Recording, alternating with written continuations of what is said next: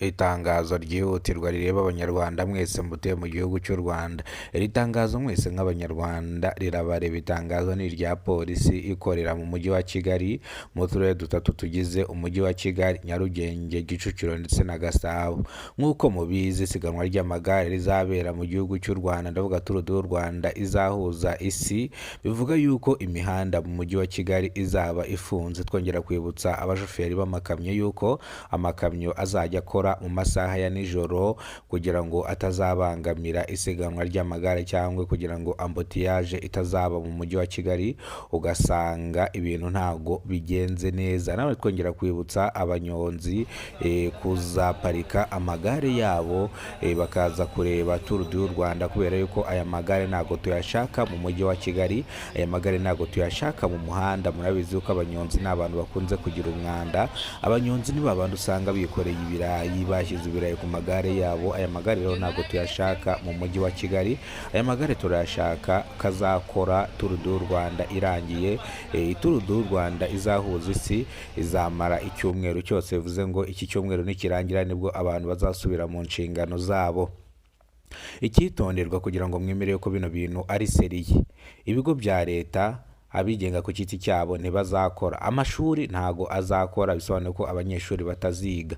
Bivuze ngo rero ibi bintu birakomeye kandi mukwiye kubyubaha. Ubwo ngubwo abanyonzi mwese muparike amagare yanyu, muzakora Tour du Rwanda irangiye. Nyaboneka batazagupakirira igare ryawe bakarijyana mu bizibiti ukavuga yuko iri tangazo utaryumvise. Iri tangazo risharinge bagenzi bawe b'abanyonzi kugira ngo baryumve, kugira ngo bazitwararike mw'iki cyumweru tugiye gutangirana na champion y'isi ku isiganwa ry'amagare. Bivuze ngo rero nawe ushaka kureba match cyangwa ushaka kureba aya magare, biragusaba gukaraba, ukisiga, ukaza usa neza, ukaza tugafana amagare, tukereka abanyamahanga urukundo, mukaza tugafana, tukabereka yuko twabishimiye. Icyitonderwa none, reka tureke gusimbuka. Abamotari nabo ni bamwe mu bantu bakunze kugira akavuyo mu muhanda, cyangwa no bantu bakunze kugaragara banyurangana, usanga baciye kuri rigori, bisobanuye ko rero n'ubundi na moto nazo muzajya mukora mu masaha ya mu gitondo, yenda tuvuge nka saa 10, saa 11, saa 12, ariko saa 2 muzajya mwavuye mu muhanda, bitewe n'imihanda bazajya bafunga. Imihanda bazagenda bafunga nzajya ngenda nyibabwira. Bivuze ngo abamotari mu masaha ya saa 3 nibwo amagare azajya batangiye. Bibaye byiza mwaparika mukongera gukora ari uko isiganwa ry'amagare rirangiye.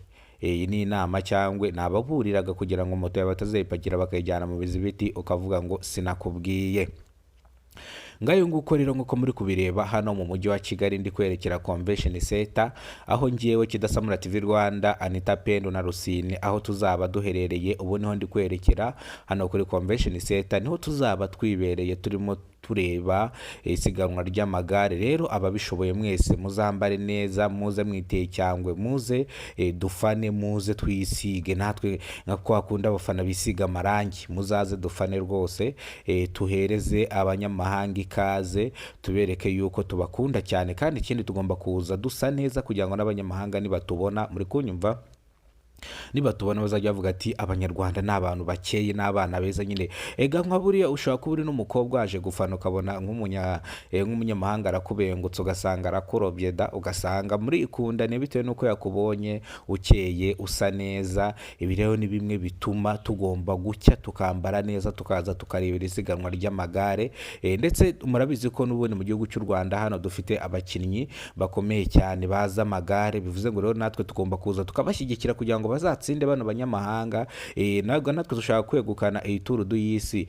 Tour du y'isi rero tuyegukanye byaba ari amahire cyane. Ikintu bidusaba rero ni ukuza tugafana, kumva, tukabereka urukundo, tukabahereza nuze nyine,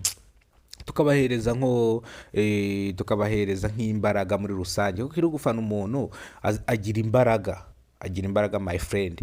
Bivuze ko rero nk'uko muri kubibona, murabona yuko imihanda bayagize designer, murabona ko imihanda bayashyizeho ibindi bintu, murabona ko imihanda neza imeze nk'imiyoboro, agira ngo mwabibonye.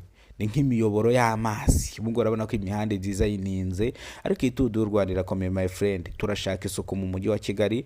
None hari abashoferi bakunze gutwara imodoka bakagenda bata ibicupa mu muhanda. Wowe none uramutse ufashwe utaye icupa umwanda mu mujyi wa Kigali, uretse kuguhanisha hazabu nibura nk'iya miliyoni 5 ikinyabiziga cyawe tukagikura mu muhanda, nta kindi kintu twakora. Uyu mwanda ntabwo tuwukeneye hano mu mujyi wa Kigali. Iyi ni incamake y'amakuru rero, niba aribwo bwa mbere ugeze kubona umuyoboro wa Kidasamura TV Rwanda, kora subscribe, ufungura inzogera kugira ngo uzajye ubasha kubona amakuru mu gihugu cy'u Rwanda yizewe. Njye mugiye kubona mwana makuru, nitwa Kidasamura, urw'inkorogota bakora rugakonkoma. Nongera kubibutsa ko Kidasamura TV Rwanda, Anita Pendo, Rusine ndetse na Babamenya na ba Rusine bose, twese tuzaba twibereye hano Convention Center turimo dufana amagare. Nimba ushoboye ufite imbaraga nawe waza tukifatanya, ukaza tugashyigikira abanyarwanda, abanyamahanga tukabafana, kugira ngo tubakirane urukundo, urugwiro. Nk'uko nabibabwiye rero, imihanda imwe n'imwe mu mujyi wa Kigali izaba ifunzwe bitewe n'imihanda izaba iri gukoreshwa. Iyo mihanda izaba ifunzwe kandi amakamyo azajya akora mu masaha ya nimugoroba. Ndakeka iri ni itangazo nabagezagaho kugira ngo murimenye, kugira ngo ritazabagonga mukavuga ngo sinababwiye. Ibintu iyo bigiye kuba ndabanza nkabivuga, nibagufata nyuma ibizakubaho uzabyirengere.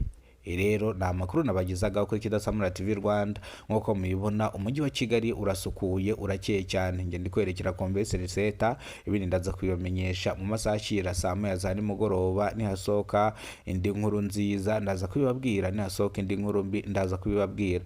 Murakoze cyane, Imana ibarinde, ibahezagire, ibahereze ubuzima.